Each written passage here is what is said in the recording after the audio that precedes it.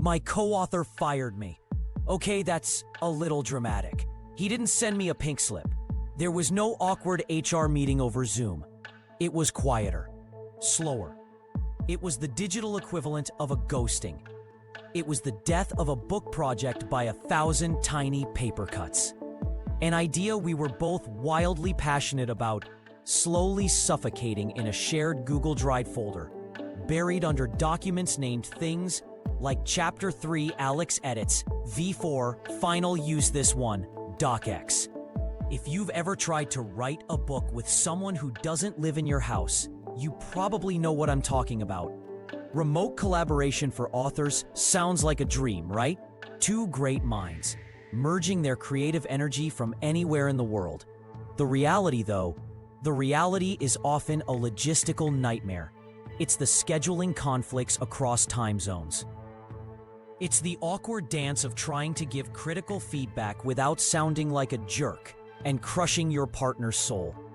It's the agonizing process of trying to stitch together two completely different writing styles into something that doesn't sound like it was written by two different people. Our project, it just stalled. The initial fire and excitement fizzled into a lingering sense of guilt. We both knew it wasn't working, but neither of us wanted to be the one to say it. So the emails became less frequent. The shared doc gathered digital dust, and our brilliant book idea died a silent, unremarkable death. My co-author and I effectively fired each other from the project we both loved. And I thought that was just the price of admission, the unavoidable friction of creative partnership. Until I discovered the most unlikely, most effective, and let's be honest, most controversial collaborator on the planet. And it wasn't a person at all. Let me tell you the story of how I brought that dead book project back to life, and how my co-author and I finally cracked the code to remote collaboration. It started with me, alone, feeling the sting of that failed project. My co-author, let's call him David, is brilliant. He's an expert in his field, and I'm the writer who helps shape those ideas. Our initial brainstorming sessions were electric. We'd riff for hours, the ideas flowing. We had the vision, the outline, the passion. We were unstoppable. For about 2 weeks. Then, reality hit. David is in London. I'm in Austin. He's a night owl. I'm up with the sun. Finding a 30-minute window to talk was like trying to solve a Rubik's Cube in the dark. But the real killer was the writing itself. David would send me a brain dump for a chapter, full of incredible insights. But raw. I would take it, polish it, add stories, and shape it into my style. Then I'd send it back. He'd read it and say, "This is great, but it doesn't quite sound like me." So he'd edit it and send it back. And I'd read it and think, "This is great, but now it sounds like a textbook." We were in a creative tug-of-war. Every chapter became this Frankenstein's monster of stitched-together paragraphs and competing voices. We were building on each other's work. We were constantly overwriting it. The document history looked like a war zone. The energy vanished. The fun was gone. It felt like a chore. And that's when the ghosting began. The project died. I was pretty bummed out about it for a while, but I kept writing on my own solo projects. And around that time, I started hearing more and more about AI writing tools. Like everyone, I was skeptical. I thought they were just cheap content spinners, but I was curious. So I started playing around with one.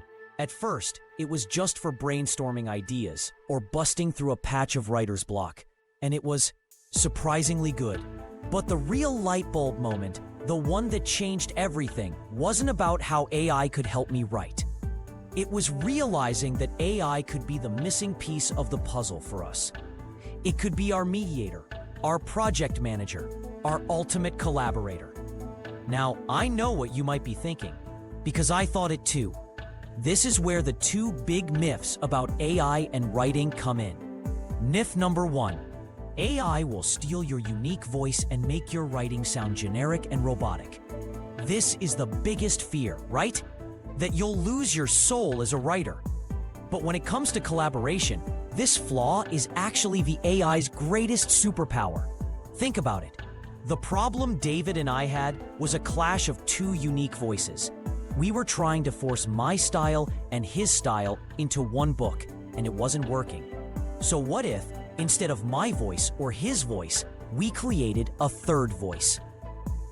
The book's voice. I discovered you can actually train an AI model. You can feed it a sample of my writing, a sample of David's, and then give it a clear prompt. Analyze these two styles. Now, create a new blended style that is authoritative and expert-driven, like author A, but conversational and story-driven, like author B. This will be our project voice. Suddenly, the AI wasn't a generic robot. It was our custom-built style guide. It became the neutral third party that could take David's raw expertise and my raw narrative and weave them together into a single, consistent, and powerful voice that was unique to the book itself. The ego was gone. It was no longer about my style versus his style. It was about how we could best feed our ideas into the system that would then produce the book's voice, which leads directly to the second big myth. Myth number 2, using AI is cheating. It's not real writing. Let me ask you this. When a film director uses a camera, are they cheating at telling a story? When an architect uses computer-aided design software, are they cheating at designing a building? Of course not. They're using the best tool for the job. Nobody is suggesting you press a button and have AI write a novel from scratch. The ideas, the research, the heart, the soul, the core message, that is still 100% human. That's you. That's the author. The AI is the tool. It's the world's most efficient and tireless assistant. It's the assistant who takes your 2 messy drafts and merges them flawlessly. It's the assistant who checks for tonal consistency across 300 pages. It's the assistant that allows you and your co-author to stop arguing about comma placement and start focusing on the big, world-changing ideas you wanted to share in the first place. It's not cheating. It's leverage. It's about working smarter, not harder. So, armed with this new perspective, I did something a little crazy. I reached out to David. I sent him a message. Hey, I have a weird idea for how we could resurrect the book project. Are you open to an experiment? He was skeptical, but intrigued. I showed him what I'd discovered. I explained the concept of creating a project voice using an AI platform called Instaauthor. I showed him how we could use it as our central hub, our single source of truth. Here's how our new workflow completely transformed the process. First, we ditched Google Docs. Instead, we used our AI platform as a shared brain. David would dump his expert notes, research, and core concepts for a chapter directly into the tool. No need to worry about prose or flow. Second, I would go in and add my part: stories, metaphors, case studies, and the narrative structure for the chapter. Again, just the raw ingredients. Third, and this is the magic part, we would give the AI a simple prompt. Something like language and body. Using our defined project voice, write the first draft of this chapter, combining David's expert analysis with Alex's narrative examples. Ensure the tone is X and the key takeaway is Y. A few moments later, we'd have a draft. And it was incredible. It was coherent, it was consistent. It sounded like the book we had imagined in our heads from day one. And the best part? The feedback process was completely transformed. Instead of me awkwardly telling David, hey, this section is a little dense, we could now approach it as a team, telling our assistant, hey, AI, can you simplify the language in the second half of this chapter and add a stronger call to action at the end? All the personal friction was gone. The ego was gone. We weren't critiquing each other anymore. We were a team of directors, guiding our tool to produce the best possible result. The project was back on. We were moving faster than ever before.